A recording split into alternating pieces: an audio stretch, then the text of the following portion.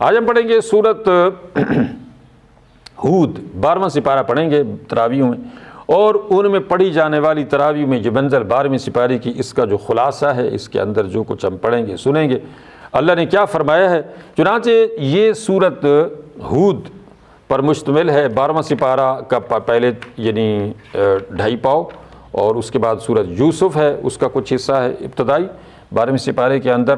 اللہ تعالیٰ کا ارشاد پاک ہے وَمَا مِن دَابَّةٍ فِي الْأَرْضِ إِلَّا عَلَى اللَّهِ رِزْقُهَا وَيَعْلَمُ مُسْتَقَرَّهَا وَمُسْتَوْدَعَهَا كُلٌّ فِي كِتَابٍ مُبِينٍ، یعنی کائنات میں جتنے بھی جاندار ہیں، انسان ہیں، چرند پرند جانور، کسی بھی قسم کے جو بھی کھاتے پیتے ہیں، کچھ بھی، ان سب کا رزق اللہ کے ذمہ کرم پر ہے۔ اس آیت کے ذریعے سے ہم پریکٹیکل بھی یہ چیز دیکھتے ہیں کہ دنیا میں اس وقت 8 بلین کے قریب آبادی ہے انسانوں کی، اور اس میں لگ بھگ 2 بلین کے قریب مسلمان ہیں، اور باقی جو 5 یا 6 بلین جو بھی ہیں وہ نان مسلم ہیں، اور سب کو اللہ روزی دے رہا ہے۔ کُلًّا نُمِدُّ هَٰؤُلَاءِ وَهَٰؤُلَاءِ مِنْ عَطَاءِ رَبِّكَ، اللہ کی عطا سے کوئی بھی محروم نہیں ہے۔ سارے کافر بھی کھلا کھا رہے ہیں، سارے مسلمان بھی کھلا کھا رہے ہیں، اس کے اندر جو آپس میں وہ ظلم زیادتی کر رہے ہیں، جو ان کو اللہ نے رزق دیا ہے اس کے بانٹ میں جو بندر بانٹ وہ خود کر رہے ہیں، وہ ایک الگ چیز ہے، لیکن اللہ تعالیٰ نے زمین کو ان کی تمام تر کھانے پینے کی جتنی بھی ان کی ضروریات ہیں ان سے بھر دیا ہے۔ اور نہ صرف یہ بلکہ اللہ تعالیٰ نے فرمایا کہ ہم نے ان کی ساری ضرورتیں پوری کر دی ہیں۔ الم نہلک الاولین ثم نتبعہم الآخرین، کہ ہم نے اس زمین کو زندوں مردوں سب کے لیے کافی بنا دیا ہے۔ جو زندے ہیں ان کی تمام تر ضرورتیں زندگی کی زمین پوری کر رہی ہے اور اللہ کے حکم سے کر رہی ہے، اور جو مر جاتے ہیں تو ان مرے ہوئے کو بھی ضرورت زمین پوری کر رہی ہے۔ وہ جو مر جاتے ہیں وہ کہاں جاتے ہیں، زمین ان کو جذب کر لیتی ہے۔ جو جلا دیے جائیں، جو دفن کر دیے جائیں، جیسے بھی بہرحال وہ مرتے ہیں وہ زمین کے نیچے چلے جاتے ہیں، زمین کے اندر مکس ہو جاتے ہیں، اور جو زندہ ہیں ان کی تمام تر کھانے پینے پہننے دوا علاج یہ وہ سارا کچھ زمین سے اللہ تعالیٰ ان کی پوری کر رہا ہے۔ اور انسان یہ سمجھ رہا ہے کہ میں بڑا سمجھدار ہوں اور میں نے تو یہ کر لیا، میں نے تو وہ کر لیا، حالانکہ اللہ نے فرمایا ہم نے تو ان کو یہ سارا کچھ اس لیے دیا ہے کہ خلق الموت والحیات لیبلوکم، کہ ان کی تخلیق تو کی ہی اس لیے گئی تھی تاکہ ان کو آزمایا جائے کہ ان میں کا کون اچھے کام کر کے اپنے رب کو پہچان کے اس کی فرم برداری کر کے جنت کا مستحق بنتا ہے، اور ان میں کا کون اپنے رب کی نافرمانی کر کے جہنم میں جانے کا مستحق بنتا ہے۔ اس لیے ان کو پیدا کیا تھا، اس لیے نہیں کہ جہاں آئیں کاروبار اسٹیبلش کریں، کہ کریں وہ کریں، یہ سارا کچھ تو ہم تو جانوروں کو بھی دے رہے ہیں۔ مطلب وہ جانور کہ جو سمندروں میں یا ہواؤں میں یا جنگلوں میں رہ رہے ہیں اور وہ گوشت کھاتے ہیں، وہ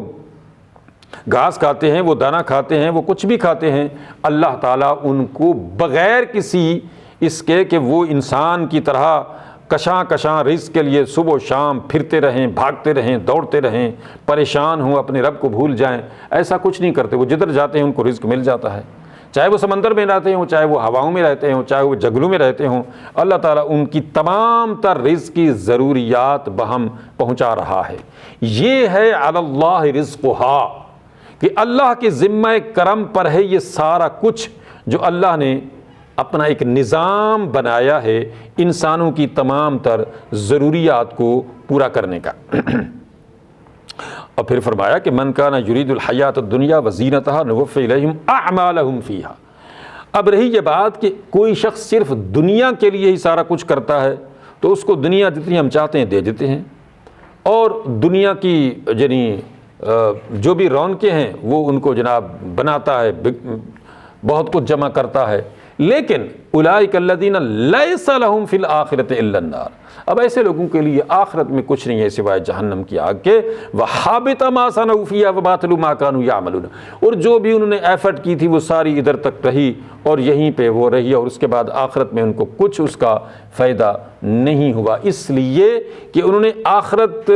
بنانے کے لیے، جنت کے لیے انہوں نے کچھ کرنا ہی نہیں تھا، کیا ہی کچھ نہیں، لہٰذا انہوں نے تو دنیا کے لیے سارا کچھ کیا تھا، آخرت ان کا مقصود ہی نہیں تھا، لہٰذا ان کو آخرت میں کچھ حاصل نہ ہوا۔ اس کے بعد اللہ رب العزت نے اس سورۃ ہود کے اندر گزشتہ اقوام عالم کے حالات بیان فرمائے کچھ تفصیل کے ساتھ، جیسے نوح علیہ السلام کا واقعہ بیان کیا گیا بڑی تفصیل کے ساتھ کہ کس طریقے سے انہوں نے اپنی قوم کو 950 سال تک اللہ کا پیغام پہنچایا اور وہ لوگ مسلمان نہیں ہوئے، انہوں نے بلکہ الٹا مذاق اڑایا، اور پھر جب اللہ نے کشتی بنانے کا حکم دیا تو اور مذاق اڑانے لگے۔ تو اللہ کے نبی نے کہا کہ ان تسخروا منا فانا نسخر منکم کما تسخرون، جیسے تم مذاق اڑا رہے ہو نا اس کشتی کا، ہم مسلمانوں کا، تو ایک وقت آئے گا کہ ہم پھر تمہارا مذاق اڑائیں گے، دیکھ لیں گے۔ فسوف تعلمون من یاتیہ عذاب یخزیہ ویحل علیہ عذاب مقیم، لگ پتہ جائے گا تمہیں جب عذاب آئے گا کہ کون رسوا ہوتا ہے اور کس پر مقیم عذاب آتا ہے، پرماننٹ عذاب میں کون مبتلا ہوتا ہے، یہ پتہ لگ جائے گا تمہیں۔ اور پھر کیا ہوا کہ اللہ رب العزت نے پوری زمین کو پانی سے بھر دیا اور سارے لوگ ڈوبنے لگے اور صرف وہی بچے جو کشتی میں سوار تھے، اور دریں اسنا نوح علیہ السلام کا بیٹا کنعان جو تھا وہ بھی پہاڑ کی چوٹی کی طرف بھاگ رہا تھا۔ نوح علیہ السلام نے اپنے بیٹے کو بلایا، نادا نوح ابنہ وکان فی معزل یا بنی ارکب معنا ولا تکن مع الکافرین، نوح علیہ السلام نے اپنے بیٹے کو پکارا، بلایا، اور وہ ایک کنارے پر تھا، کہا کہ بیٹا آج ہمارے ساتھ کشتی میں سوار ہو جا اور کافر نہ بن۔ قال سآوی الی جبل یعصمنی من الماء، تو بیٹے نے کہا کہ ابا جی میں پہاڑ کی چوٹی پہ چڑھ جاؤں گا اور پانی سے مجھے پہاڑ بچا لے گا۔ قال لا عاصم اليوم من امر اللہ الا من رحم، اللہ کے نبی نوح نے فرمایا کہ بیٹا آج اللہ کے اس عذاب سے کوئی نہیں بچانے والا سوائے اس کے کہ اللہ جس پر رحم کر دے۔ وحال بینہم الموج فکان من المغرقین، اور بئیں اسنا دریں اسنا، اب یہ بات باپ بیٹے کی گفتگو جاری تھی کہ ایک پہاڑ جیسی موج آئی اور وہ باپ اور بیٹے کے درمیان میں حائل ہو گئی، اور من المغرقین، بیٹا اس میں غرق ہو کے رہ گیا۔ وقیل یا ارض ابلعی ماءک ویا سماء اقلعی وغید الماء وقضی الامر واستوت علی الجودی وقیل بعدا للقوم الظالمین، پھر کہا گیا کہ پانی یعنی اے زمین پانی کو نگل لے، اور اس طرح سے پانی سوکھ گیا، کشتی کوہ جودی پہ جا کے لنگر انداز ہوئی، اور اس طرح سے نوح علیہ السلام اپنی قوم کو لے کے جب نیچے آئے تو انہوں نے کہا نادا نوح ربہ فقال رب ان ابنی من اہلی وان وعدک الحق وانت احکم الحاکمین، پروردگار میرا بیٹا میرے اہل میں سے ہے، تیرا وعدہ سچا ہے اور تو سب سے بہترین حاکم ہے۔ قال یا نوح انہ لیس من اہلک، اللہ نے فرمایا نوح وہ تیرا بیٹا نہیں ہے، تیرے اہل میں سے نہیں ہے، ہے تیرا بیٹا لیکن تیرے اہل میں سے، تیرے گھر والوں میں سے نہیں ہے، اس لیے کہ انہ عمل غیر صالح، کیونکہ اس کے عمل برے ہیں۔ فلا تسألنی ما لیس لک بہ علم، ایسا سوال مت کر جس کا تجھے علم نہیں ہے۔ انی اعظک، میں تجھے نصیحت کرتا ہوں، یعنی اللہ نے فرمایا میں تجھے حکم دیتا ہوں کہ اب اس طرح کا سوال نہیں کرنا ہے بیٹے کے لیے، اس لیے کہ بیٹا ہو یا باپ ہو، نبی کا بھی ہو، لیکن وہ اگر مشرک ہے تو اس کی مغفرت کی دعا بھی نہیں کی جا سکتی ہے۔ قال رب انی اعوذ بک ان اسألک ما لیس لی بہ علم، تو نوح علیہ السلام نے عرض کی کہ پروردگار میں تیری پناہ چاہتا ہوں اس سے کہ میں تجھ سے کوئی ایسی چیز مانگوں جس کا مجھے علم نہیں ہے۔ وَإِلَّا تَغْفِرْ لِي وَتَرْحَمْنِي أَكُن مِّنَ الْخَاسِرِينَ، اگر تو مجھ پر رحم نہیں کرے گا، میری بخشش نہیں کرے گا تو میں تو خسارے میں سے ہو جاؤں گا۔ بہرحال تو یہ اس کے بعد پھر قوم ہود کا ذکر ہے، اور اس میں پھر ایک خاص بات بھی ہے کہ یا قوم استغفروا ربکم ثم توبوا الیہ یرسل السماء علیکم مدرارا ویزدکم قوۃ الی قوتکم ولا تتولوا مجرمین، کہ ہود علیہ السلام نے اپنی قوم سے یہ کہا کہ میری قوم اللہ سے مغفرت طلب کرو، توبہ کرو، جب تم ایسا کرو گے تو اللہ تعالیٰ نہ صرف تمہارے گناہوں کو معاف فرمائے گا بلکہ آسمان سے تم پر موسلادھار بارش برسائے گا، تمہارے کھیت کھلیان باغات آباد ہوں گے، وَيَزِدْكُمْ قُوَّةً إِلَىٰ قُوَّتِكُمْ، اور تمہاری قوت کو مضبوط کرے گا۔ وَلَا تَتَوَلَّوْا مُجْرِمِينَ، مجرم بن کر اللہ کی یہ جو تم نافرمانی کر رہے ہو اسے باز آ جاؤ، تو وہ قوم نہیں سنبھلی، اور پھر کیا ہوا کہ اس قوم پر اللہ نے ایسا عذاب بھیجا کہ اس کو صفحہ ہستی سے مٹا دیا۔ پھر قوم سمود آئی، صالح علیہ السلام، انہوں نے بڑے بڑے معجزے دکھائے، خصوصاً وہ اونٹنی والا معجزہ دکھایا جو ان کی فرمائش پہ ان کو پیش کیا گیا تھا، دکھایا گیا تھا، لیکن پھر بھی وہ لوگ جب نہیں اس معجزے سے مطمئن ہوئے، انہوں نے شک کیا، وَإِنَّنَا لَفِي شَكٍّ مِّمَّا تَدْعُونَ إِلَيْهِ مُرِيبٍ، انہوں نے کہا جی ہمیں تو شک ہے، یا آپ یہ کیا کر رہے ہیں، ہمیں نہیں یقین آ رہا ہے۔ تو قال یا قوم ارأیتم ان کنت علی بینۃ من ربی وآتانی منہ رحمۃ فمن ینصرنی من اللہ ان عصیت۔ میری قوم تمہیں ان باتوں کے بارے میں شک ہے، اپنے رب کے بارے میں شک ہے، وہ رب کے جس نے تمہیں پیدا کیا، مجھے پیدا کیا، ہم سب کو یہ نعمتیں بخشیں، تمہیں اس کے بارے میں شک ہے؟ اور پھر انہوں نے اس اونٹنی کو جو معجزانہ تھی اس کو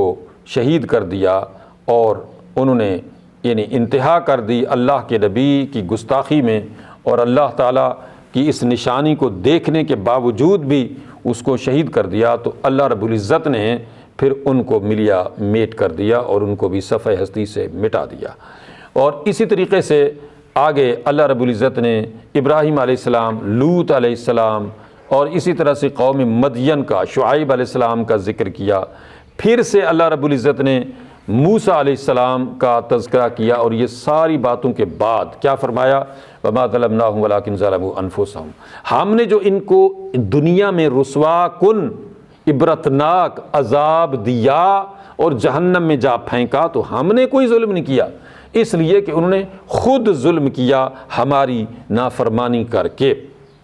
اور پھر فرمایا کہ اقیم الصلاۃ طرفی النہار وزلفا من اللیل ان الحسنات یذہبن السیئات، کہ نماز قائم کرتے رہو دن رات کے حصوں میں، یعنی پانچوں نمازیں، اس لیے کہ نیکیاں برائیوں کو مٹا دیتی ہیں۔ اس کے بعد سورت یوسف شروع ہوتی ہے، اور سورت یوسف کا جو قصہ ہے، واقعہ ہے، اس کو اللہ نے احسن القصص، بہترین قصہ قرار دیا ہے۔ اس میں اللہ رب العزت نے بہت سارے پہلو انسانی زندگی کے دکھائے ہیں، اس میں جیلیسی بھی ہے، تعصب ہے، یعنی باہمی ایک باپ کے بچوں میں، بیٹوں میں بھی جب آ جاتا ہے تو کس طرح سے ان کو تتر بتر کر دیتا ہے، اور کس طرح سے ان کے لیے تباہی و بربادی کا سبب بنتا ہے، اور جو لوگ صبر کرتے ہیں تو ان کے اوپر اللہ تعالیٰ کس طرح سے انعام و اکرام یعنی نازل کرتا ہے۔ جیسے یوسف علیہ السلام کے بھائیوں نے تو ان کو مار دیا تھا، کنویں میں گرا دیا تھا، وہ بکتے بکاتے کہاں پہنچے، لیکن جب اللہ کا یہ بندہ، برگزیدہ بندہ، اسی طرح سے کرتا رہا، اسی طرح سے رہا جیسے اللہ کا حکم رہا، اور اللہ نے اس کو نبی بنایا، اس کو بادشاہ بنایا، اس کو دنیا کے اندر، آخرت میں تو بہت بڑا درجہ ہے ہی، دنیا کے اندر بھی اللہ تعالیٰ نے اس کو انہی کے سامنے کس طرح سے لا کھڑا کیا، اور یہی بھائی اس کو آخر سجدہ کرنے پر مجبور ہوئے، اور یہ سارا کچھ اللہ نے دکھایا کہ جو میرا ہو جاتا ہے پھر میں کس طریقے سے اس کو دنیا اور آخرت میں یعنی اس کو عزت اور توقیر سے نوازتا ہوں۔ وآخر دعوانا ان الحمد للہ رب العالمین۔